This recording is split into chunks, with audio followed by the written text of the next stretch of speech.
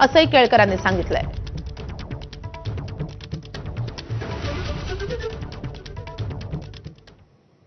तर मुंबईच्या प्रभाग क्रमांक 119 मध्ये ऐनवेळी उमेदवार बदलण्याची नामुष्की मनसेवर आली आहे। मनसे नेत्यांनी दिलेला एबी फॉर्म उमेदवाराकडून माघारी घेत दुसऱ्याला देण्याचा प्रकार घडलाय। गेल्या 8 वर्षांपासून पक्षासाठी काम करणारे संतोष देसाई प्रभाग क्रमांक 119 मधून इच्छुक होते। मनसेच्या नेत्यांनी त्यांना मंगळवारी रात्री फोन करून एबी फॉर्मही दिला। मात्र रात्री 11च्या सुमारास मनसे नेते बाळा नांदगावकर यांचा त्यांना फोन गेला।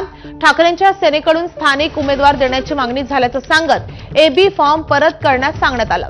त्यानंतर प्रभागामधून आता मनसेचे विश्वजित ढोलम यांना उमेदवारी देण्यात आली आहे। विशेष म्हणजे विधानसभा निवडणुकीमध्ये ढोलम हे विक्रोळीत मोठ्या फरकाने हरले होते।